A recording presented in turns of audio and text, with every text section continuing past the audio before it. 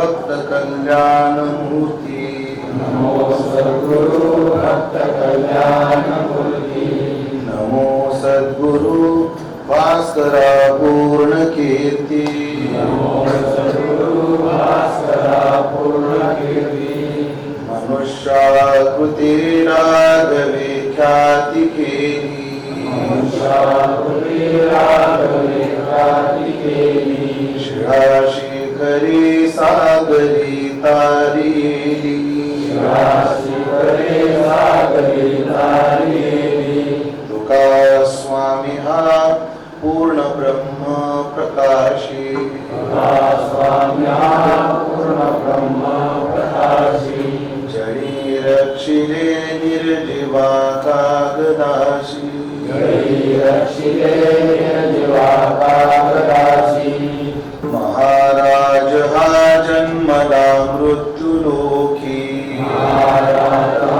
जन्मला मृत्युलोकी तुझी उपमा नाडळे इहलोकी उपमानालोकी भवसिंधुसी बांधिला सेतुजेने बांधिला सेतुजेने अनाथ दिनाकारणे तू कयाने अनाथादिनाकारणे तुकयाने तुका भासला मानवी वेशधारी भासला मानवी वेशधारी परिहालिला विग्रही निर्विकारी लीला विग्रही निर्विकारी स्वये श्रीहरी व्यापको सर्व जीवा हरि व्यापको सर्व जीवा तुका तोची तो हा परब्रह्म ठेवा परब्रह्म ठेवा जया पूजिले आदरे पांडुरंगे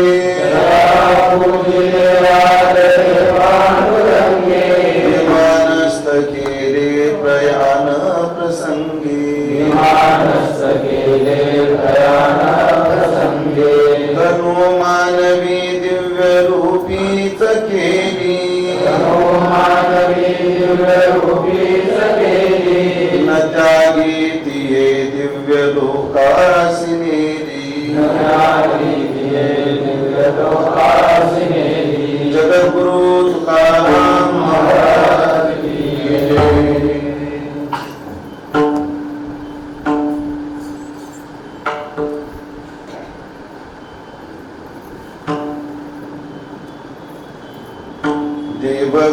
देवभक्तारागी करुणेदी संसार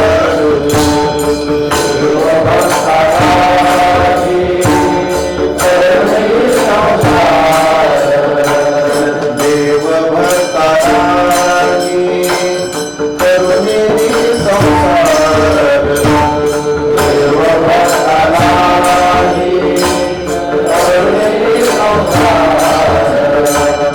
अंगे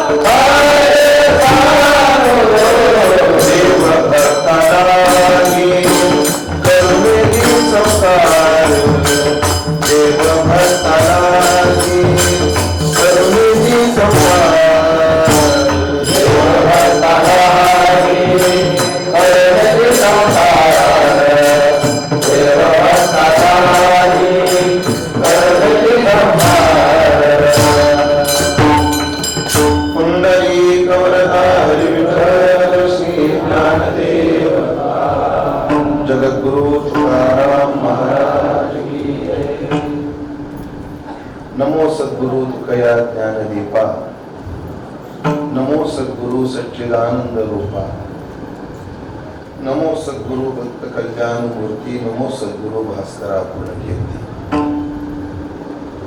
भगवान पंढरीनाथाच्या दरबारात चालू असणारा आपला हा महोत्सव, त्यातील गुरुवर्य तात्याच्या आज्ञेने प्राप्त झालेली जगद्गुरु तुकोबाराय चरित्र चिंतन सेवा. 4 दिवसापासून आपण या चरित्राचा चिंतनाचा विचार अल्पमतीत करण्याचा प्रयत्न करतो आहोत. जगद्गुरु तुकोबारायच्या चरित्राचा एक एक पैलू पाहत पाहत, साधू चरित्र पाहत पाहत आज आपण इथपर्यंत आलेलो आहोत. साधूचा अवतार हा एका कुटुंबाकरता आहे. साधूचा अवतार, साधूचं अवतरण हे जगात आहे. म्हणून जग संतांच्या अवताराचा विचार सांगत असताना कुटुंबाच्या कल्याणा संतांच्या विभूती नाही, तर जगाच्या कल्याणा संतांच्या विभूती. वसुधैव कुटुंबकम. जर कुटुंब शब्द जर लावायचा ठरला तर त्याचं कुटुंब किती आहे, तर वसुधैव कुटुंबकम. अयम निजो परो व्यक्ती गणना लघु चेतसाम. हे माझं आहे, हे बरका आहे. लघु चेतसाम, ज्यांचं अंतःकरण संकोचित आहे त्यांच्या बाबतीत आहे.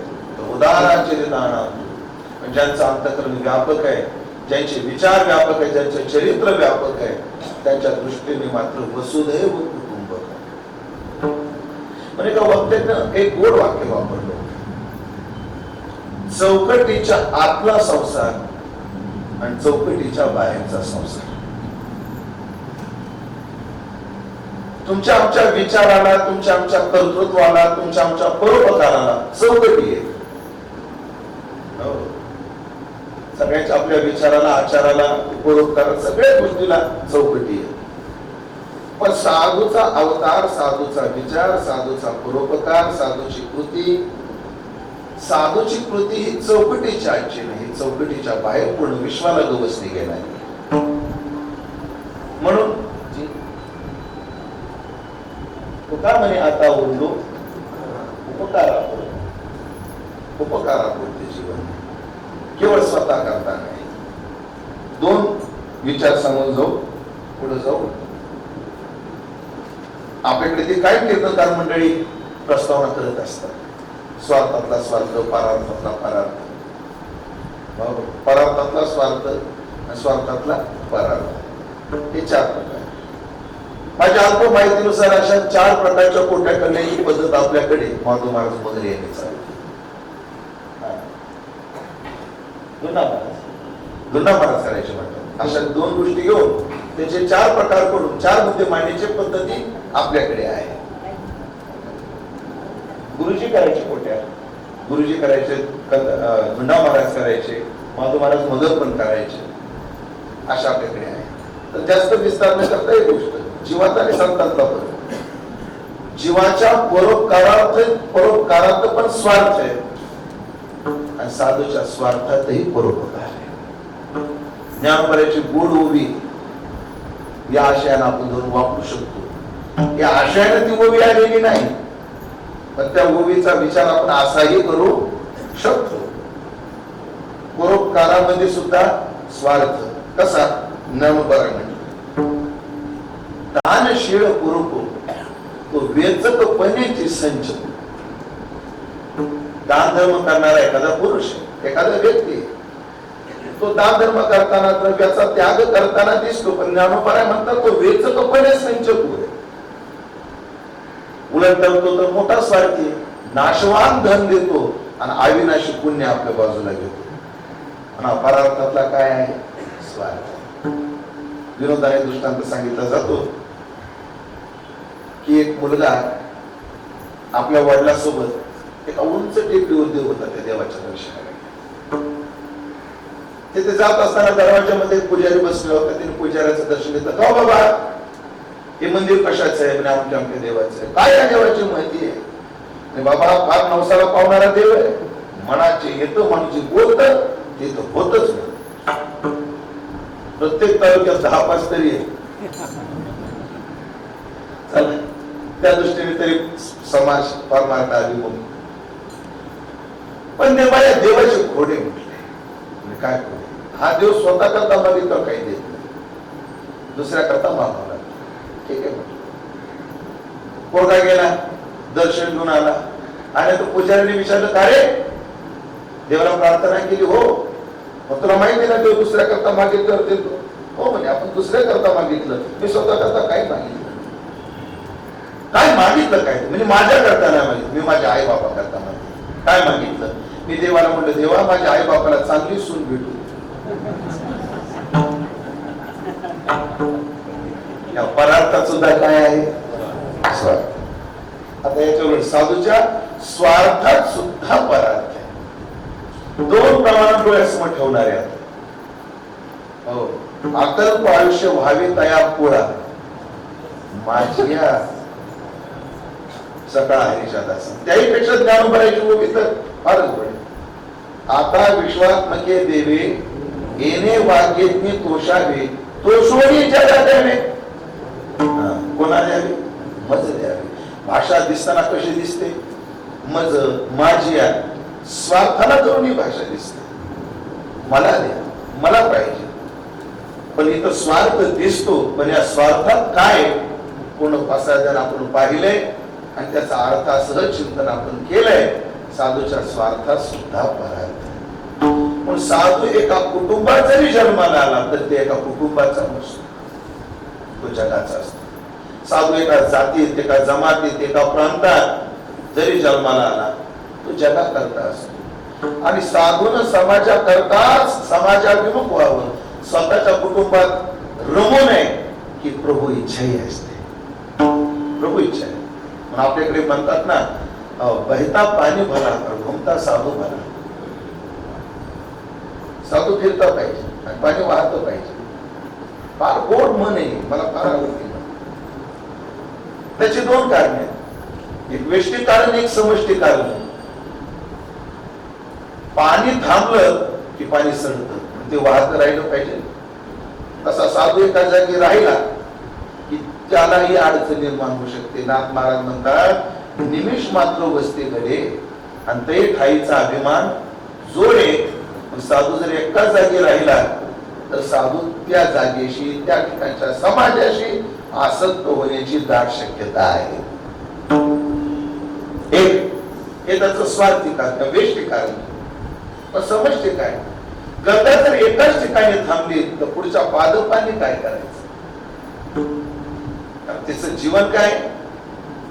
हो, काय गोविंद ज्ञानोबराची सगळ्याला पाठ आहे.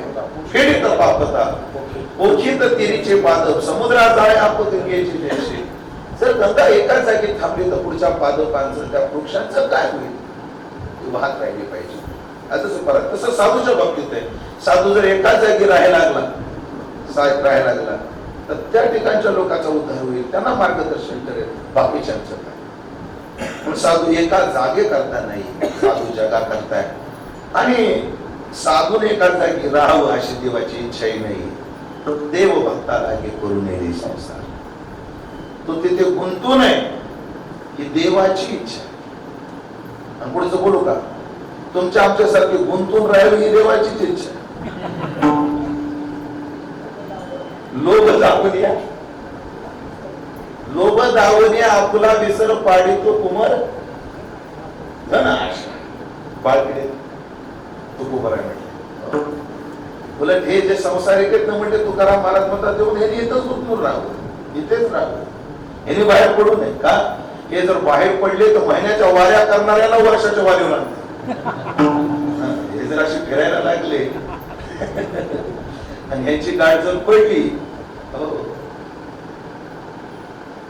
खरंच मी महिन्याची वारी करत होतो, तुमच्या नांदीला आपण वाटोळ झालं बघा, काय करत नाही. प्रयत्न अजून करू.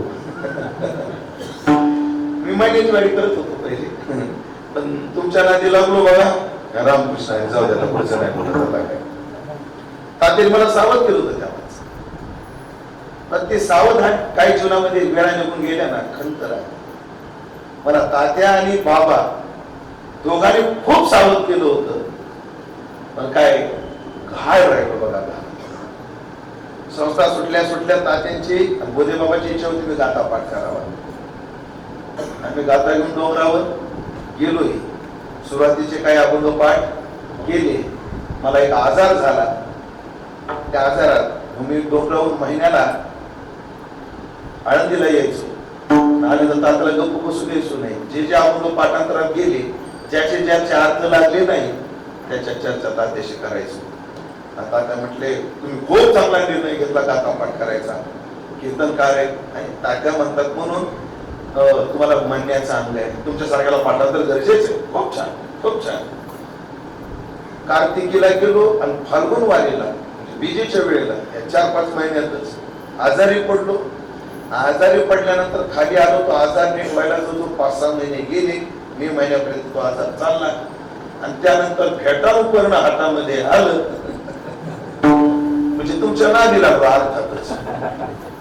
तेव्हा तात्या मला म्हणायचे, फेटा उपरणं हातात आल्यावर गाता राहील. खरं सांगू का, तेव्हा ते वारं असं असतं. आपले गुरुवारी आपल्याला काय सांगतात की 5-7 वर्ष आधी चांगला अभ्यास करावा, मग कीर्तन करावं. एक प्रकारे महाराज अभ्यास करून कीर्तनाला लागलेला वर्ग, कीर्तनकार झाले मग अभ्यासाला लागलेला वर्ग.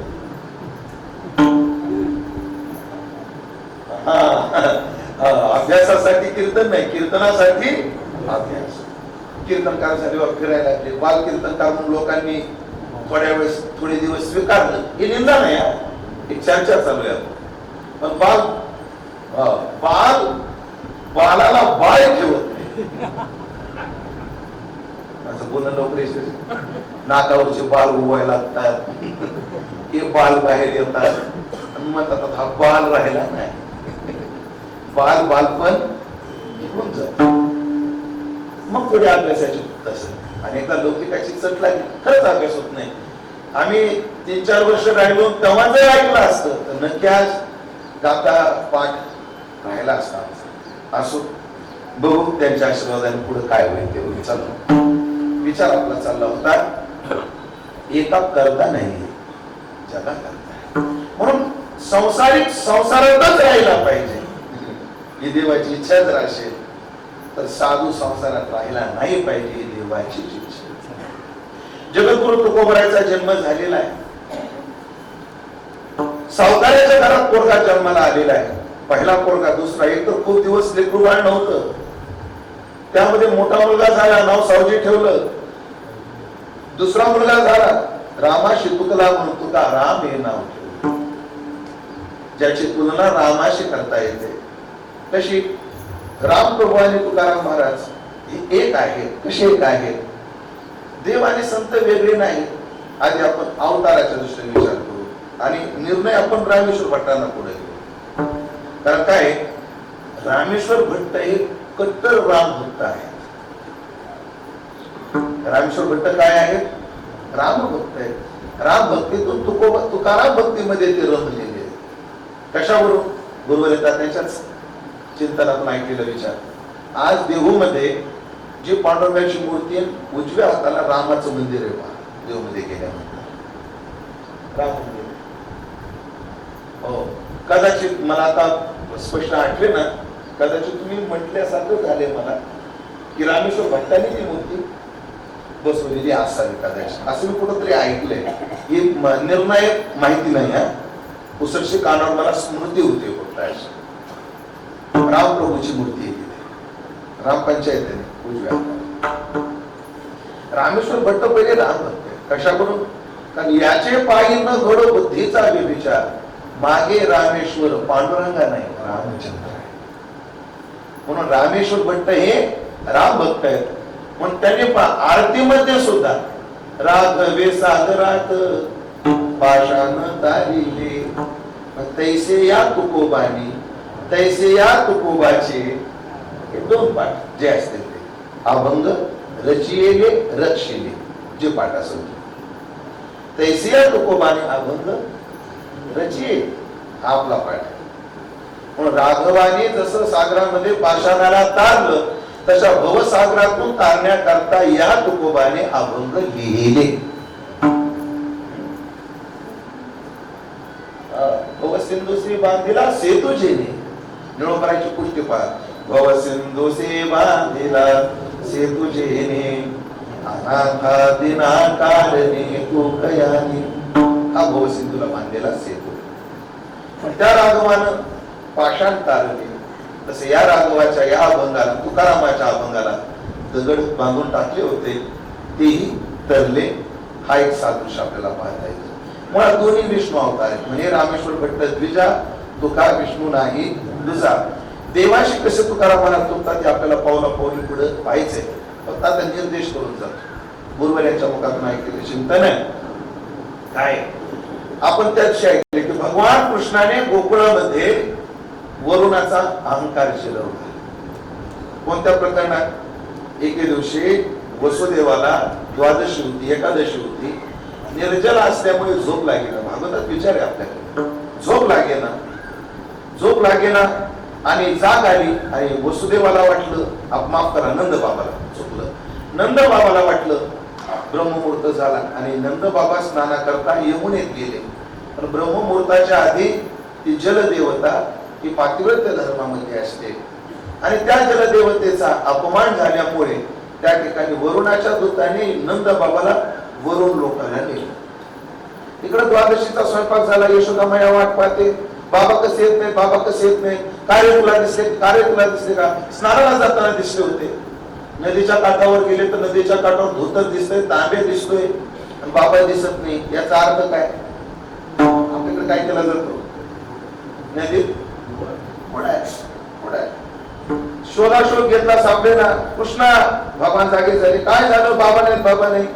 आणि मग भगवान कृष्णाच्या लक्षात आलं आणि भगवान कृष्ण आपल्या गोपांसह वरुण लोकाला गेले आणि तिथे गेल्यानंतर वरुण देवानी देवाचं स्वागत करून देवाला आसनस्थ केलं. असा वरुणाचा अहंकार जिरवला.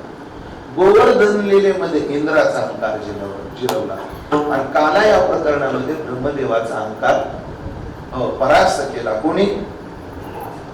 परत त्या दिवशी सांगितलं भूदेवाचा, ब्राह्मणाचा यज्ञपत्न कृपा करण्यात भूदेवांचा अहंकार केला. त्यानंतर तुम्हाला सांग भूदेव झाले, अजून एक राहिले पहा. इंद्र झाला, ब्रह्मदेव झाला, वरुण झाला, भूदेव झाले.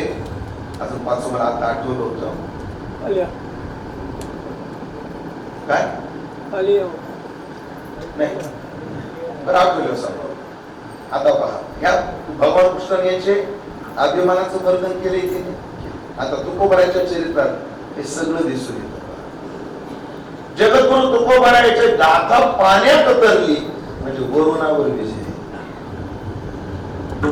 हो, वरुणावर विजय.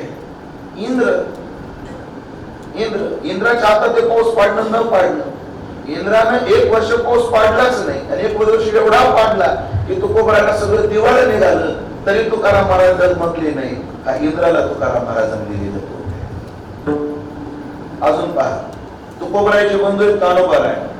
आपण कालच पाहिलं की शिवकृपेने सावजी, विष्णू कृपेने तुकोबा आणि ब्रह्मदेवाचे अवतार कृपा म्हणून कोण? कान्हैया. छोटे बंधू आहे. कान्हैया म्हणजे ब्रह्मदेव आहे, तुकोबा म्हणजे विष्णू आहे आणि सावजी महाराज शिव आहे. बघ ऐका, पुढं वर्णन येणार आहे. ओझरता सांगतो, जेव्हा खतपत्र बुडवण्याची वेळ आली तेव्हा कान्होबाच्या बायकोने आपली खतपत्र वाटून घेतली आणि कान्होबाला घेऊन माहेरात राहायला गेले. आणि भावाचा अधिकार काळानंतर कान्होबा परत शरण आले. जसा ब्रह्मदेव कृष्णाला शरण आला तसा कान्हैया शरण आले. ह्याच्यामध्ये ब्रह्मदेवाचा अहंकार परास्त केला. वरुण झाला, ब्रह्मदेव झाला, इंद्र झाला. आता भूदेवांचा त्यालाही उदाहरण आहे आपल्याकडे. यज्ञ पत्न्यांच्या निमित्ताने ब्राह्मणाचा अहंकार केला तसा तुकाराम महाराजांच्या प्रतापाने चिंतामण देवाचा अहंकार केला. म्हणून तू काय विष्णू नाही तुझा असा रामाशी तुकलेला म्हणून नाव तुकाराम असं ठेवलं. तुकाराम महाराज झाल्यानंतर पुढे 3रा मुलगा झाला, त्यांचं नाव कान्हैया महाराज. तुकाराम महाराजांचं नामकरण झालं. तुकाराम महाराजांचं लहानपण मोठं अल्लड, खेळकर, खोडकर गेलं. तुकाराम महाराज बालपणी भरपूर खेळले, सावकाराचा पोरगा आहे तो, मित्र भरपूर, खेळ भरपूर. कशावरून? तुकाराम महाराजाच्या गाथ्यामध्ये खेळाचे खूप प्रकार आपल्याला पाहायला मिळतात. इतर बालपणी ऐशी वर्षे गेली 12, बालपण, म्हातारपण आणि तारुण्य. तुकाराम महाराजांनी क्रमानं आपल्याला 3 अभंगात क्रमानं ओळीच्या गाथ्यात जरा क्रमानं पुढे मामाच्या गाथ्यात बालपण, तारुण्य आणि म्हातारपण घेतलेले आहे.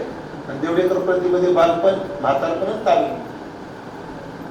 म्हातारपण आधी, बालपण, मग तारुण्य असा क्रम आहे. क्रमात थोडा फरक आहे, पण अर्थ आपल्याला लावता येईल. बालपणाचं वर्णन करताना काय खेळाचं वर्णन केलंय? बालपणी 80 वर्षे गेली 12, खेळता या पोरा नाना. अनेक प्रकारचे खेळ खेळू. काय काय खेळू? विट्टी दांडू. तुकाराम महाराज विट्टू दांडू खेळ.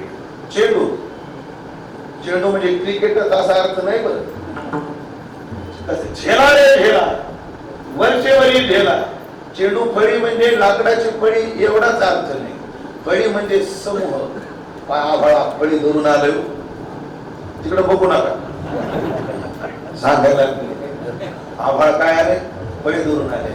आणि खेळत असताना तिकडे काही पोरांचा ग्रुप, इकडे काही पोरांचा ग्रुप. इकडच्या फळीने उंच चेंडू फेकायचा, तिकडच्या फळीने वरची वर झेलायचा. वरची वर झेलला तर ठीक, नाही तर त्याच्यावर एक भेंडी. असा खेळ तुकाराम महाराज चेंडू खेळ. त्यानंतर लोगऱ्या, रिंग रिंगोचो. वाघोडी, वाघोडी म्हणजे आता एक कथेत सांगण्यासारखं नाही. गोडी करायची, त्याच्यावर बसायचं. मामा गोडी किती समजून घ्या, आता पुढचं नका बोलायला मला. आता चंपे, पेंडी, घडी, एकी बेकी हे त्या काळातले खेळ आहेत. आपल्याला ते आता सांगता येणार नाही. हमामा, कुंभरी, पकड्याच्या बारे, खेळी जंगी बोरे, चुंबा चुंबी. हो, सेलेडेरा आणि निसर्ग भोवंडी. निसर्ग भोवंडी एक कळालं मला बरं. निसर्ग भोवंडी म्हणजे पावसाळ्यात असं उंचच्या कडावर जायचं आणि असं घसरगुंड्या खेळायचं. निसर्ग भोवंडी. उचली पाय, धोंडी आंदोबरे. मोठे मोठे दगड घ्यायचे आणि उचलायचे. असे अनेक प्रकारचे खेळ. नाना चौकामध्ये खेळ बदलत राहतात. सध्याचे खेळ PUBG, ludo, candy crush, angry bird. काळा चौकात ते काय होत असतात? बदलत जातात. तुकाराम महाराज भरपूर खेळ,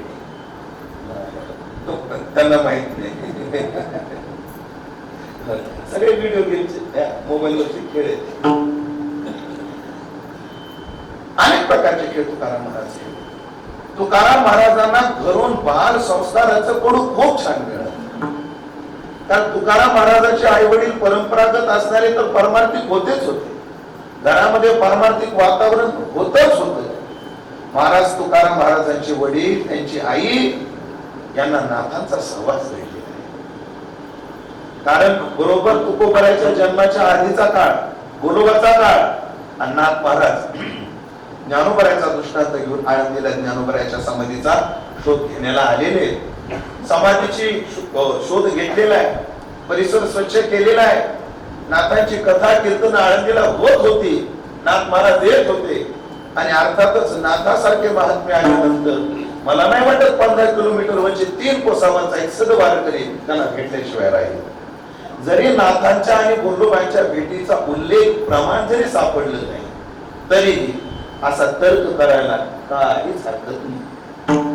हो, तुकाराम महाराजांची आई कनकाई, तिला नामदेवाची अभंग पाहिजे. हो, नाथांच्या ओव्या, भागवत.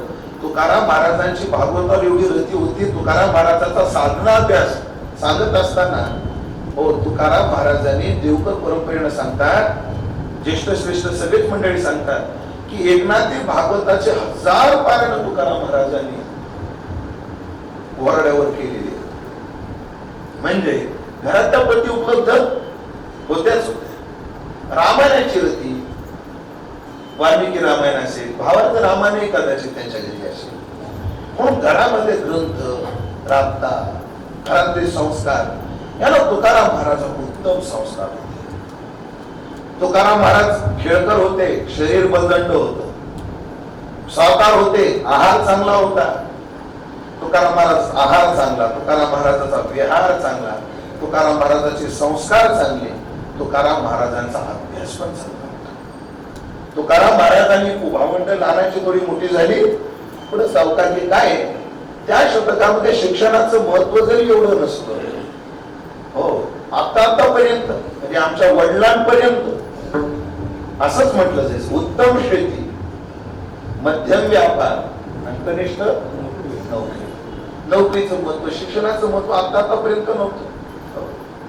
साक्षरता अभियान आमच्या लहानपणी, आमची 7वी 8वीला मी होतो आणि मग आम्हाला शाळेतून ह्या पाट्या घ्या, ह्या लेखना घ्या, काय करा रात्रीच्या वेळेला जाऊन ज्यांना वाचता येत नाहीत नाही त्यांना शिकवा.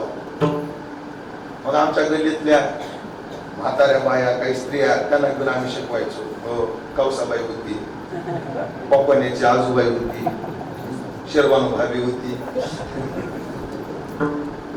साक्षरतेच त्या काळात तेवढं शिक्षणाचं महत्व जरी नसलं तर जे पांडे होते, कुलकर्णी होते, त्या लोकांमध्ये मात्र शिक्षणाची गरज होतीच.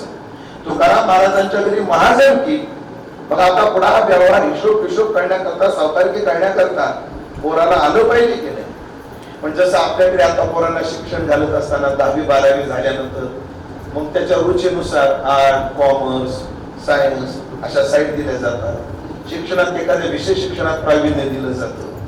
तसं तुकाराम महाराजांना अभ्यास सगळा जरी असला तरी ताळेबंद तुकाराम महाराजांना विशेष वडिलांनी शिकवलं आणि खास शिकवण्याकरता तशी माणसं सुद्धा ठेवली होती. तुम्ही पहा, तुकाराम महाराजांच्या गाथ्यामध्ये संस्कृत प्रचुर भाषा येत असेल, सगळं येत असेल, पण शिक्षणामध्ये विशेष जेव्हा तुकाराम महाराज काय शिकले असतील याचा जेव्हा आपल्याला अनुमान करायचं असतं तेव्हा हिशोबाच्या बाबतीत तुकाराम महाराज मात्र फार पक्के होते. आपल्याला दिसून येते ते संसाराच्या नावे घालून या शून्य वाढता हा पुण्य धर्म केला, याचा अर्थ गुरु रेतातले बोलतात.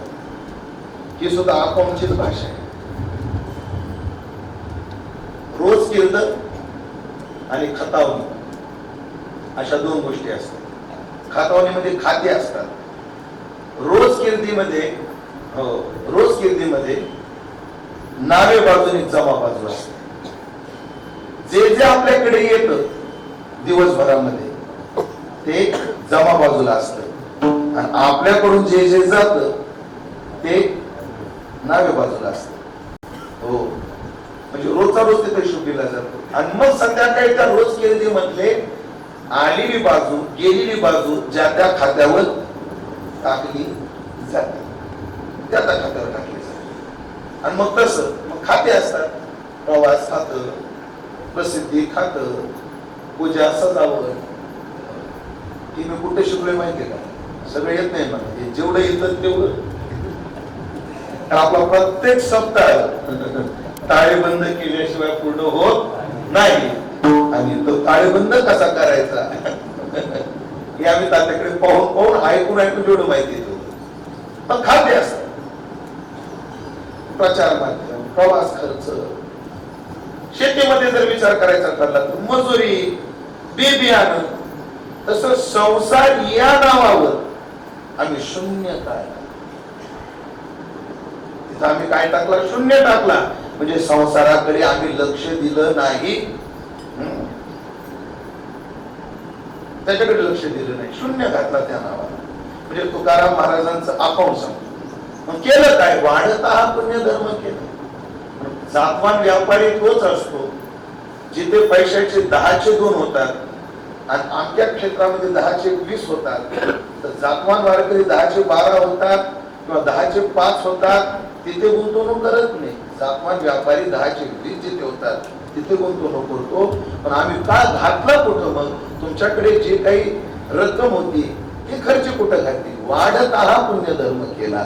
जिथे याला मुनाफा मिळेल अशा ठिकाणी. का तुका म्हणे हे तो होय तो व्यापार करा, हार काय शिकवा. तुकाराम महाराजांच्या कीर्तन त्याच्यात रोज कीर्ती जमा धरुणी सकल, खताविला काळ वरावरी, नाही होत झाड पाण्याचे निगार, ओजारती गोड सेवा रुजू. खूप खूप ठिकाणी महाराजांनी आपल्याला महाराजांचा हे रोज कीर्ती होता झाडा, रोकडाची पर्वत, अवघे शिवाना आले तुम्हा घरा, मजुरी मजुरा रोज कीर्ती. हे ज्या भाषा आहेत याच्यावरून तुकाराम महाराजांचं हिशोबाचं ज्ञान पक्क होत. फक्त मधल्या काळात त्या कोण्या साहित्यिकाला 2 आणि 2 म्हणजे 4 होतात हे तुकारामाला कळत नव्हतं. मग तुकाराम महाराजाच्या वारकऱ्याला काय कळतं हे चांगलं कळालं त्याला तेव्हा. वसंतराव तेव्हा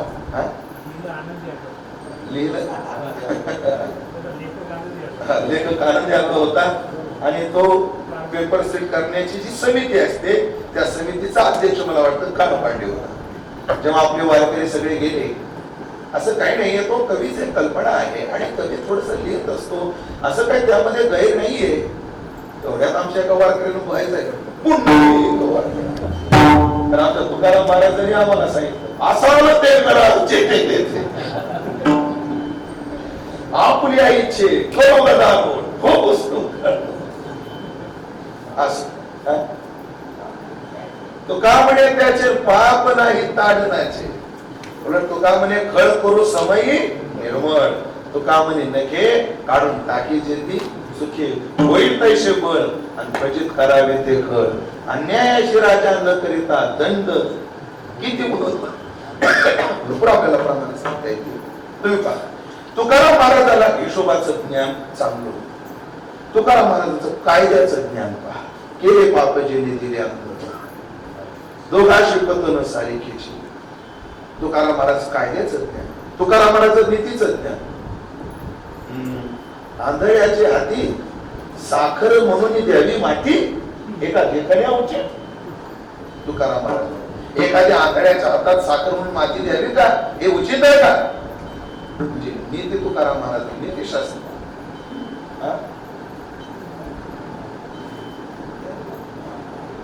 हो एका देखण्या उचित धर्म किंवा काही नीत हे धर्मातही बसत नाही, नीतीतही बसत नाही. नीतीचं ज्ञान तुकाराम महाराज. तुकाराम महाराजाला रसायनशास्त्राचं ज्ञान.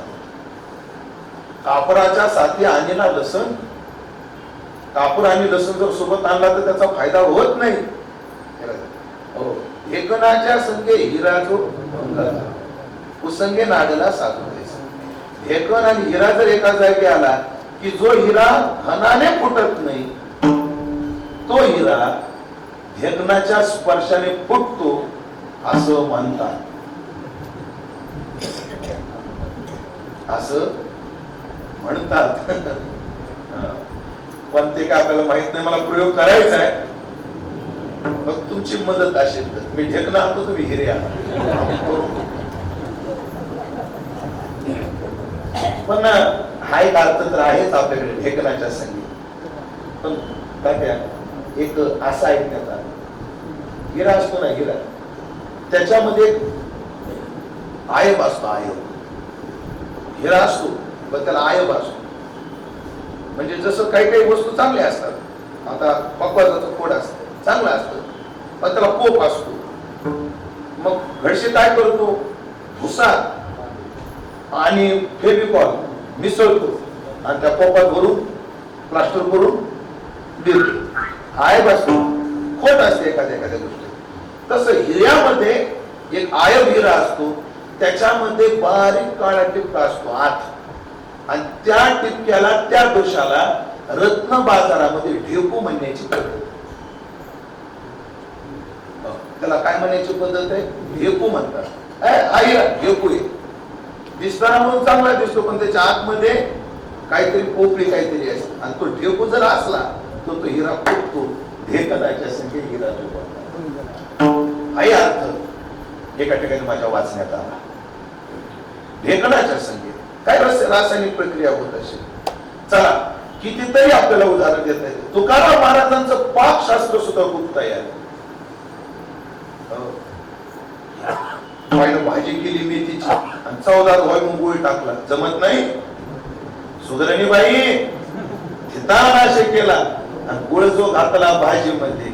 इथं भाजी घेताना हिरव्या भाज्या घ्यायच्या, नाही तर मला आंबट वरण केलं नाही का गुळ टाकावं लागत. इथं भाजी शब्दाचा अर्थ घेताना काय घ्यायचा, पालकाची मेथीची भाजी, याच्यात गुळ टाकून चालत नाही. महाराजांचं किती, आम्ही वाङ्मयाच्या दिवशी अजून बोलणार आहे तुकाराम महाराजांच्या वाङ्मयाच्या उंचीबद्दल. मला सांगायचं काय या सगळ्या गोष्टीवर, या सगळ्या गोष्टीवरून व्यवहारातलं नीतीतलं ज्ञान याचे संस्कार तुकाराम महाराजाला बालपणात वडिलांकडूनही झाले आणि काही हिशोबाचं ज्ञान संस्कृतचं ज्ञान शिकवण्याकरता शिक्षक सुद्धा होते. अरबकाचे साठी बंदे हाती धरले पाहिजे हा बघ घ्या. त्या ओनाम्याच्या काळी खडे मांडविले बाळे खडे मांडून शिकवलं जातं. अशा याच्यावरून तुकाराम महाराजांचं शिक्षण. तुकाराम महाराजांचं शरीर असंच होतं एवढंच होतं असा अंदाज आपल्याला नाही लावता यायचा. असेल सुंदर पण एक आहे विष्णू अवतार असतील तर तुकाराम महाराज नक्कीच सुंदर असतील. तुकाराम महाराज सुंदर होते का पुरुष होते याचा काही आपल्याला आधार नाहीये. एका चरणावरून थोडासा पुसटचा आधार मिळतो. टाकलांदो काही केला परोपकार केले हे शरीर कष्ट होईल पण हे तारुण्यातलं पुढचं. पण बालपणात रूप तुकाराम महाराजांचं नक्कीच गोंडस रोबस असा सुलसुलीत बोलणारा पोरगा हुशार पोरगा हे पाहिले की लोकांच्या नजरेमध्ये भरायचं. वा वा वा काय पोरगा काय पोरगा. मोठा पोरगा होता सावजी पण त्याचा फार घरामध्ये रमत नसायचं. ते काढतात कसं बरं घरात रमत नव्हते काय घरात रमत नाही तर बाहेर मित्रामध्ये रमतात. सावजी असे होते घरातल्या माणसात ते रमत नव्हते आणि बाहेर मित्रामध्ये रमत नव्हते. एकांत प्रिय महात्मा मुलाची काळजी माय बापाला असते. कारण काही दिवशी आली अहो पोरगा आहे याचं लक्ष मला वेगळं दिसतं. हो हा जर संन्यास निघून गेला तर मायला आईला काळजी असतेच म्हणायची.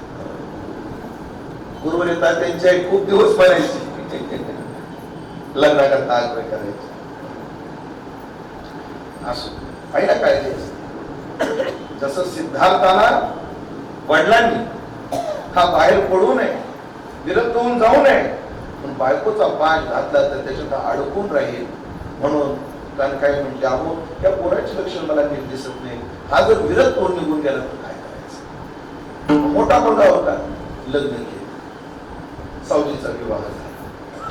सावजीचा विवाह झाला की जसं महाराज ऐकलं का जसा एखाद्या भूक लागलेल्या व्यक्ती जेव्हा शेतात जातो आणि बोरीच्या झाडाखाली गेला की पाडाला आलेला गड जसा बघत राहतो तसे संसारात पोरीचे बाप पाडाला आलेला आंबा बघतच राहतात.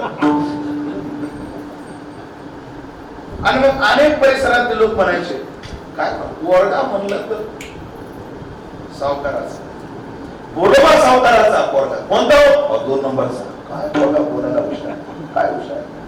लग्नाची मागणी करण्याकरता लोक यायचे पण भाजीमध्ये जीव असतो. कारण काय नाही बाई मला माझ्या माहेरात दिसायची माझ्या माहेरात द्यायची. आणि मग तू कोबरायचं पहिलं लग्न लोहगावतील मोजे घराण्यातील रुक्मिणीशी पहिलं लग्न झालं. पुढे आता व्यापारामध्ये बापाने मुलांनी लक्ष घातलं पाहिजे. मी किती दिवस बघणार मुळात काय जनरेशन गॅप हा जो शब्द ना आपल्याकडे तुम्ही जुना काळ आताच्या काळातला एक फरक पाहताय. आता अण्णा तुमचं वय काय 70. तुम्ही वयाच्या कितव्या वर्षी घरातल्या कामाला मदत करायला लागले वडिलांना. वयाच्या 21व्या वर्षी. आता तुम्ही 20 वर्ष तेव्हा तुमच्या वडिलांचं वय काय होतं. घरात तुम्ही मोठे का किती नंबर तुम्ही लहान आहेत का सगळ्यात मोठं नाही का कोणी या वयात अंदाजे सांग. साधारणतः लग्न जुन्या काळामध्ये मुलांची लवकरच व्हायची. म्हणजे वयाच्या 20व्या 22व्या वर्षापर्यंत त्यांना पहिलं आपण तर झालेलं असायचं 20व्या 22व्या वर्षी. आणि जेव्हा ते 40च्या दरम्यान जायचे तेव्हा हाताला यायचा. आता लग्न होतं 28व्या वर्षी लेकरू होतं 32व्या वर्षी आणि पोरग 25 वर्ष तरी हाताला येत नाही. ते 55-60च्या दरम्यान जात तोपर्यंत बापच म्हणत भाऊ हे घे पेट्रोलला पैसे भाऊ हे घे गुटक्याला पैसे म्हणजे उत्तर द्यावे. आणि जुन्या काळात मुलं लवकर हाताला यायची. पण बोलवायचं कसं झालं? लेकरू बाळ लवकर न झाल्यामुळे त्यांच्या हाताला ही मुलं उतार वयात आली. आणि मग काय आपले मित्र बघा आता कोणाच्या हाताकडे संसार घेऊन मोकळे झाले. एक साधारणतः काय असतं, समाज प्रवाह जसा असतो तशा अपेक्षा माणसाच्या स्वाभाविक बनत असतात. अरे सगळ्यांची पोरं कामाला आली, आपली कधी यायची. मग बोललो बा मी एके दिवशी सावजीला जाऊन, सावजी आता बस जरा व्यापारात लक्ष घाला, शेतीकडे जाऊन यायचा, हे पहा ते पहा, महाजन की ती सांभाळा. बाबा तेवढं सोडून बोला, तुम्ही म्हणा मला पारायण कर, त्या मंत्राचा जप कर, पंढरीची वारी कर. अरे तसं नसतं सावजी, अरे तू मोठा आहे, मोठ्या मुलालाही करावंच लागत असतं. पण सावजी काय मनावर घेत नाही, सांगूनही सावजी जेव्हा मनावर घेत नाही तेव्हा बोलोबाची स्वारी तुकोबाकडे वळली. तुकोबा इकडे जी बाबा चल बरं दुकानाचे शो 5,000 जशी आली. आणि तुका बैसला काय गावी मोला हिशेबा. तुकाराम महाराज व्यापारात सावकारकीत अत्यंत तरबेज पद्धतीने सगळं व्यवस्थित पाहू लागलं. लग्न झालं, व्यापार जोरात चालू, घरात राहता मोठी सुनबाई, 2 नंबरची सुनबाई, पाठोपाठ बारकी आली अशी 3 मुलं 3 सुना, गोकुळासारखं घर, मोठा आनंद. त्यामध्ये विशिष्ट वय झालं, मोठ्या सुनाला दिवस गेले, आनंद झाला. तुकाराम महाराजांचा मुलगा असला त्याचं नाव संतोबाई ठेवलं. संतोबाई त्यांचं नाव ठेवलं. पण त्याच्या आधीच थोडस एके दिवशी आभाळ आलेलं होतं आणि ही तरुण असणारी रुक्मिणी आई साहेब समजा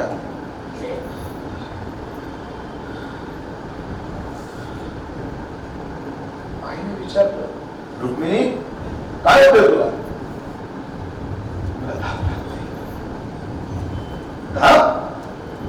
तरणी पोरगीला धाप लागते.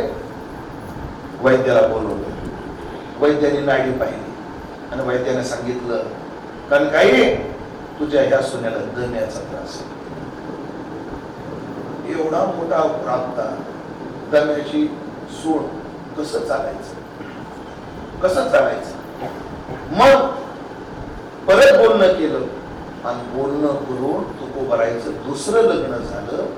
त्या पुण्यातल्या आप्पाजी उर्वे यांची कन्या. तुकयाचे लग्न केले असता परी नवरीसी धाटेची होती व्यथा. मग विचार करीती माता पिता, लग्न आता करावे. पुण्यात आप्पाजी उर्व्यात होत धनवंत होता सावकार, त्याची कन्या होती तो, ती मागून दुसरे लग्न केले.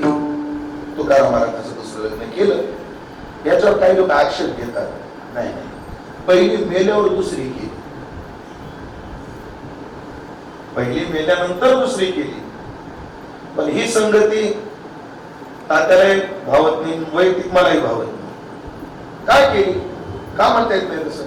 कारण पहिली बायको दुष्काळात गेली, ज्याचं दिवाळं निघालं, ज्याची बायको खाण्या वाचून मेली, त्याला आप्पाजी बोलल्यासारखा सावकार आपली मुलगी देईल का? तुमचा काय अंदाज? महाराज एक पोरगा भेटला मला, तो एक अल्पसंख्याक समाजातला आहे. तो म्हणला, महाराज बघा ना, तुमच्या बघण्यात जर असली आमच्या समाजाची मुलगी, तू पाहिली का? नाही पाहिली. म्हणजे कुठं? नगर मध्ये. अडचण काय? म्हणजे नाही म्हणे, ते म्हणतात पुण्यात घरच पाहिजे, आमकच पाहिजे, तमकं पाहिजे. तो बाप काय करतो त्या पोरीचा? काय नाही, एसटी आले की वडापाव विकतो. म्हणजे एसटी स्टँडवर वडापाव विकणारा, हो, ज्याला राहायला नीट घर नाही, तो म्हणतो माझ्या पोरीला घरदार असलेला श्रीमंत पोरगा पाहिजे. आप्पाजी गोळव्यासारखा मोठा सावकार, ज्याचं दिवाळं निघालं, ज्याची बायको खाण्या वाचून मेली, त्याला आपली मुलगी देईल का? नाही देणार. नाही पूर्व पक्ष केला. एका पुरुषा दोघी नारी, पाप बसे त्याच्या घरी, असे म्हणणारे तुकोबाराय 2 बायका करतीलच कशी? याच्या संघ त्या दोन आहेत माझ्याकडे, एका पुरुषात दोघी नाही. मुळात त्या काळात समाज रचना अशी, त्याच काळात तुकाराम महाराज होते, शिवाजी महाराज होते. शिवाजीराव महाराजांना 8 बायका होते. शिवाजी महाराजांना 8 बायका होते. हो. फाजल खान अफजल खानाच्या न मोजलेल्या बाया, अलाउद्दीन खिलजी यांच्या न मोजलेल्या बाया. पण त्या काळामध्ये जास्त काय सांगायचं. आतापर्यंत मी सांगू का, माझ्या चुलतेला 3 आहेत बघा पुढे. माझ्या एका चुलतेला किती बायका आहेत? जुन्या काळामध्ये परिस्थितीनुसार दुसरं लग्न केलं जायचं. पहिलं मूलबाळ होत नाही, करा दुसरं. पहिले काय आजारी, करा दुसरं. मग काही गैर नाहीये. आणि ऐकलं का, एका पुरुषा दोघी नारी पाप वसे त्याच्या घरी, बरोबर येतात. त्याच्या साक्षीने अर्थ अल्पबुद्धीने करण्याचा प्रयत्न करतो. गरजेपोटी केलेल्या 2 बायका नाही, लालसेपोटी केलेल्या बायका. लालसा वेगळी आणि गरज वेगळी, उपयोगिता वेगळी आणि उपभोग्यता वेगळी. उपयोग आणि उपभोग या 2 गोष्टी असतात. काय, माझ्याजवळ पैसा, मला लागणाऱ्या वस्तू करता मी खरंच ना, हा उपयोग आहे. गरजेपेक्षा शाक करणं हा उपभोग आहे. उपयोगा करता केलेली बायको 2 जरी असल्या तर ते पाप नाही. चला, ह्या काळात म्हणता येत नाही, पुढे माहिती आहे भारी प्रतिबंधक कायदा आहे आपल्या देशामध्ये. त्या काळात सांगतो, त्या काळाबद्दलच, आताच नाही. आता एकच मिळाली तर म्हणून आप्पाची गुळव्यात कसा नाही. तुकाराम महाराजांच्या एकाच काळात 2 बायका होत्या. आणि अजून एक सांगतो, दुसरी मुलगी होती. एक दिवशी आपल्याला आवली सांगायचीच आहे, आवली आई साहेब सांगायच्याच आहे, पण सांगतो, आवली आई साहेबांनी खूप चांगली सवतीची काळजी घेतलेली.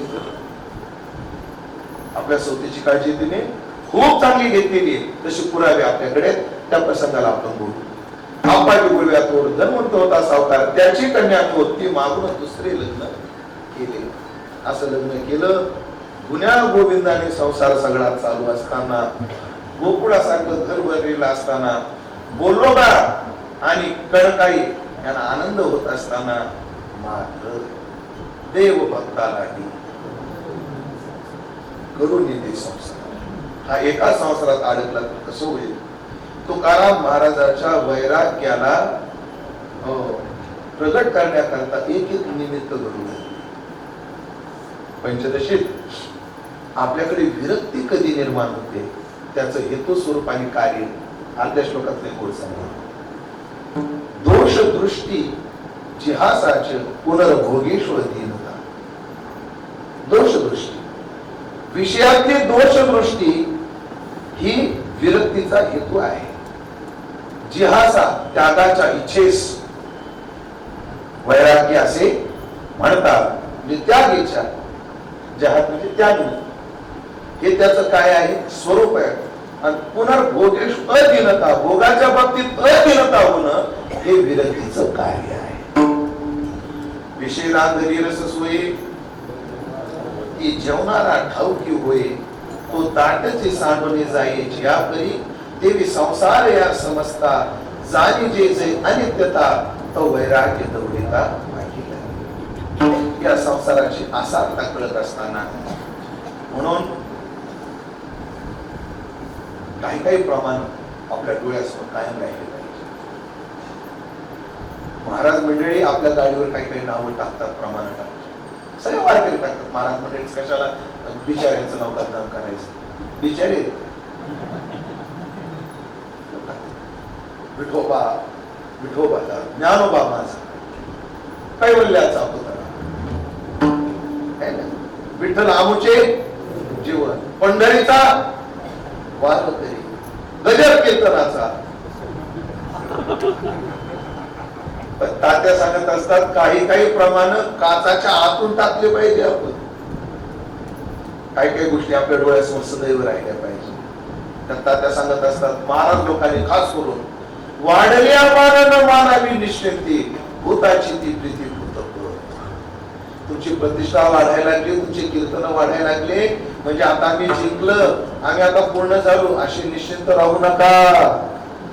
तुकाराम महाराजांनी सावध केलं. भूताची ती प्रीती भूतपद, यांती देवव्रता देवान, पितृयांती पितृव्रता, भूतानी यांती भूतेच्या, यांती मध्याची नोपिवा. भूताची ती प्रीती भूतपद. मी हा विस्तार काय केला त्याचं कारण सांगतो. गुरुवर्य बोधे बाबा त्यांनी ज्या गाथ्यावर गाथा पाठ केला, ज्याच्यावर पारायण केली, तो गाथा माझ्याकडे. बाबाने मला तो गाथा दिलाय म्हणजे स्वतःहून दिलेला नाही, कुठं बोलू नये. बाबा मला तुमचा एवढा गाथा पाहिजे, तिच्यामध्ये मला तेव्हा उमेश घेऊन जा. मी त्यांना तुमचं झाल्यानंतर मला दे असं म्हटलो होतो. मला जीवन झाला होता, बाबाने तो गाथा दिला. मला त्या गाथ्यामध्ये पहिल्या पानावर नाथ भागवताची ओवी दिली. दोष दृष्टी इतिहासाचे सांगतोय ना, काय केलं पाहिजे साधकाने. ओवी लिहिलेली आहे पहिल्या पानावर त्या गाथ्यामध्ये. ओवी ऐका, जी साधकाने काय डोळ्यासमोर ठेवली पाहिजे. ओवी अशी, विषयाचे दोष दर्शन मुख्यत्वे बाधक स्त्री आणि धन, आवरावी रसना आणि शिष्ण ही आठवण आहल. ही मंडळी डोळ्यासमोर काय मोजणं ठेवायची. विषयातलं दोष दर्शन हे विरक्तीचा हेतू असत. कंदारकर महाराज सांगायचे म्हणतात, मी महाराज तात्याच्यातून नाही. तुम्ही म्हणाला महाराज मी कीर्तनात कथेमध्ये पूर्ण तात्याच्यातून होतात, आता ऐकलेलंच त्यांचे तर मी करू काय. कंदारकर महाराज असं म्हणायचे म्हणतात, आपण जर कोणाच्या घरी गेलो तर ते माणसं आपल्या संपत्तीचं प्रदर्शन करतात. महाराज ही आपली गाडी, महाराज ही आपली शेतीवाडी, महाराज ही आपली माडी, महाराज ही आपली लेडी. लेडी का लेडी? आपली लेडी. असा परिचय नाही तसं. कंदारकर महाराज म्हणायचे म्हणतात, साधकाने कोणी असं दाखवू लागलं की मनात म्हणत जाऊ, महाराज ही आपली गाडी. साधकाने मनात म्हणत जाऊ, लावत गाडी. याचा अर्थ काय? त्याच्या महाराज ही आपली शेतीवाडी करा तुम्ही मदत. हा काय? महाराज ही आपली माडी, तर मोठ्या बोला. महाराज ही आपली माडी मोठ्या, म्हणजे तुम्हाला फुकटच्या दृष्टांतातल्याला सुद्धा गाडी लावा वाटलं तर घराला खावा लावा. ते जाऊडी संसार आपलं आयुष्य आता नुसतं म्हणण्यातच जाते की काय असं वाटायला. आता कथेतला दृष्टांत नुसता गाड्या लावा काय. गेली किती लावता बरं चुलीला काढ्यावर असं म्हणायचं होतं. असं तात्पर्य दोष दृष्टी. आणि तुकाराम महाराजांचं संसारात मन रमू नये याच्या करता एक गोष्ट होत गेली. पहिलं तर झालं, बाप मेला न कळता नव्हती संसाराची शेती. बाप मेला न कळता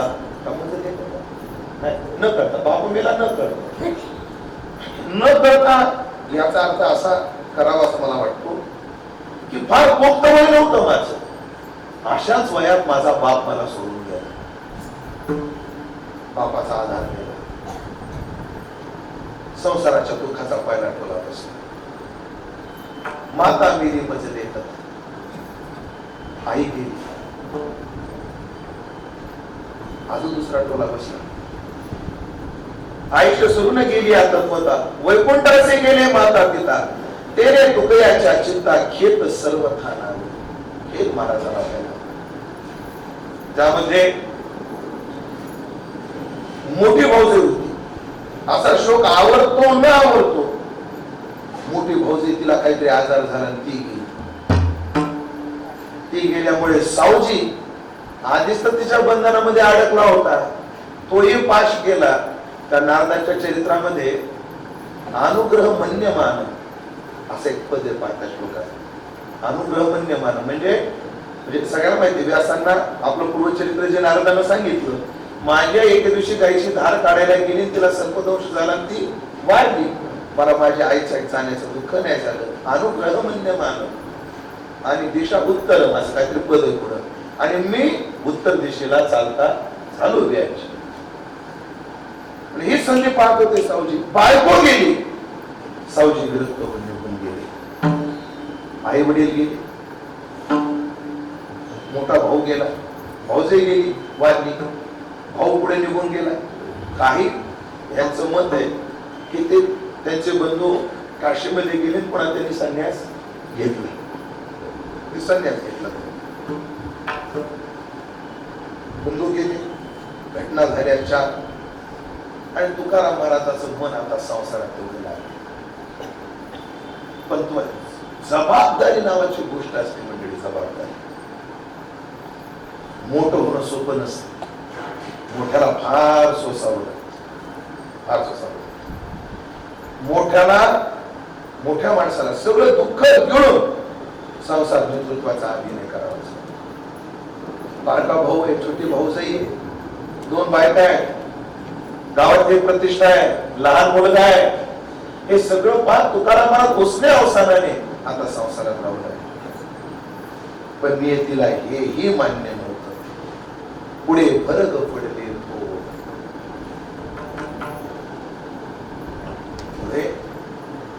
म्हणजे त्याच्या आधी एक मैपती बाबाच्या क्रमानं चालू अशी वातावरण झाली. व्यापारात लक्ष लागले, आणि मग व्यापारात लक्ष नसलं की व्यापार बसायला वेळ लागत.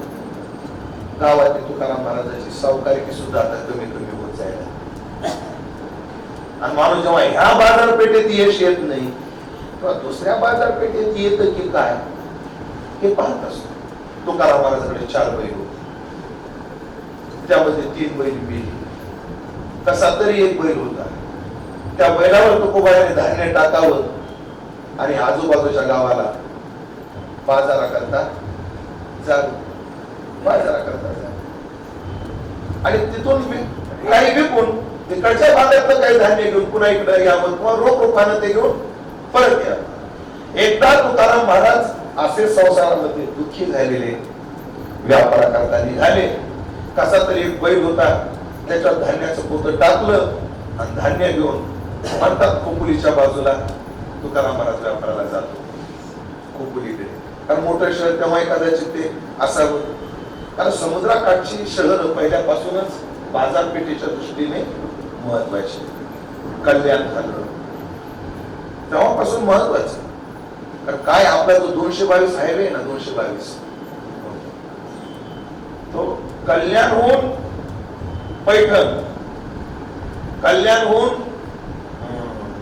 ते टाकाच्या बाजारपेठ, या मुख्य बाजारपेठ. असं सांगतात की ती कल्याणची जी बाजारपेठ होती, कल्याणवरून बाजार चालायचा प्रतिष्ठानशी म्हणजे पैठणशी, आणि तो येण्याकरता तो घाट होता. आता आपण माळशेज घाट म्हणतो ना, त्याच्या बाजूला बारी घाट आहे. दुसरा घाट, घाटाचं नाव आठवे ना मला, नाणेघाट. बारी घाटाला नाणेघाट होता, त्या नाणेघाटात न्यायची. आणि तो ही संकल्पना त्याही काळात होती. म्हणून ह्याचा इतिहास आहे ना, आपल्या 222 हायवेचा इतिहास, त्याचा इतिहास 6व्या शतकापासूनच आहे, 6व्या शतकापासून.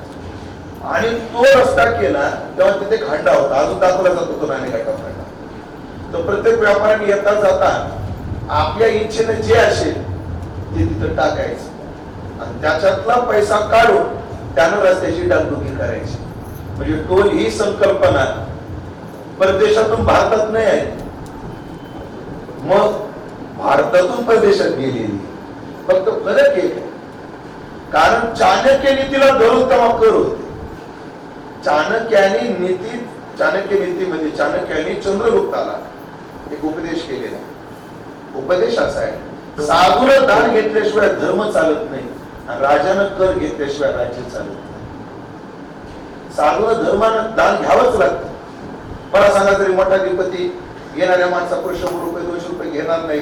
हे मठ आहे, ह्याचं बांधकाम, ह्याच्या डाडुक्या कशा व्हायच्या, आणि हे मोठं बांधलेच नाही आपण राहायचं कुठं.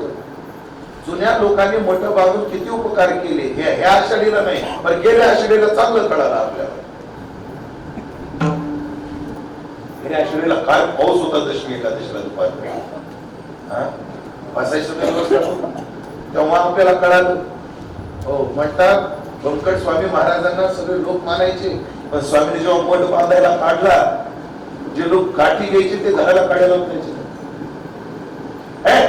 हे पैसे मागतात, पैसे मागतात, दिसतात ती मंडळी तशी, पण आता ते मठामध्ये राहायला काय आनंद.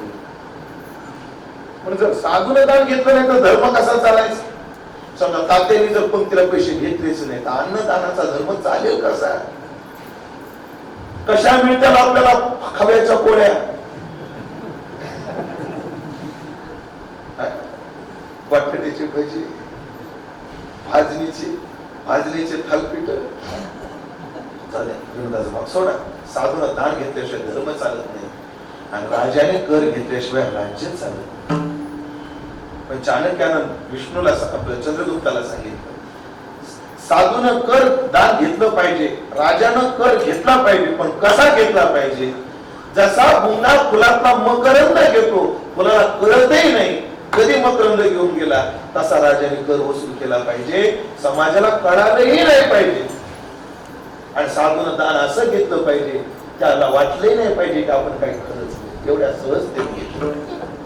म्हणून त्याच्यात तुम्हाला 1 किलोमीटरला 1 रुपया 80 पैसे समृद्धी महामार्ग असं कंपल्सरी नव्हतं, इच्छा असेल ते. मी याच्यात हे सांगत होतो की त्या रोडचा एक इतिहास आहे, तुलना काही संकल्पना तात्पर्य आहे का मंडळी. समुद्राकाठची गाव मोठी मोठी बाजारपेठेची होती, म्हणून कोकणीकडे तुकाराम महाराज बाजाराकडे जात. 3 बैल होती, ती वारली. तुकोबरा बाजाराला निघाले की सोबतची माणसं कंटाळायची तुकाराम महाराज. का कंटाळायची? सगळ्यांना लागायच्या गप्पा, हे मानायचे परमार्थाच्या गप्पा मारायच्या. एक महाराज आहे, नंतर नाव सांगतो महाराज. ते महाराज कोणाच्या घरी गेलं की त्याला विचारतात, का हरिपाठ करता का तुम्ही? कोणाच्या घरी गेले तुम्ही हरिपाठ वाचता का? नाही.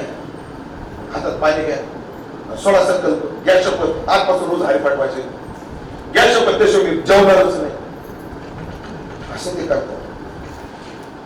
जप करता का? ज्ञानेश्वरी वाचता का? एकादशी करता का?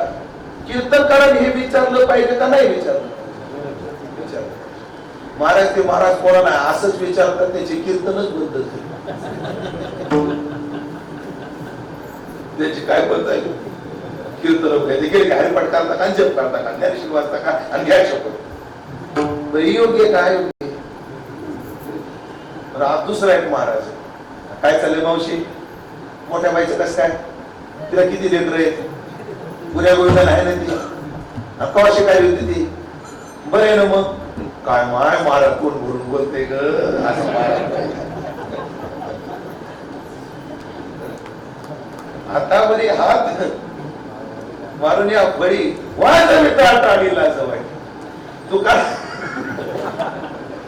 तुकाराम महाराजांची वृत्ती परमार्थिक आणि बाकीचे व्यापारी होते, व्यापारी. तुकाराम महाराज सकाळी उठले की त्याने टाळ घ्यावा.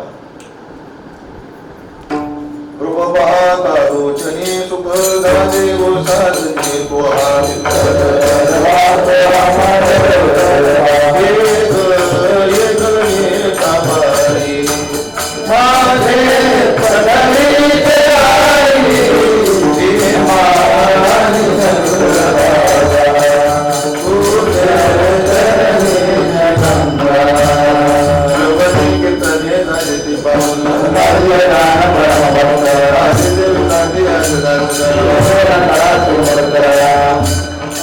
दृष्टीला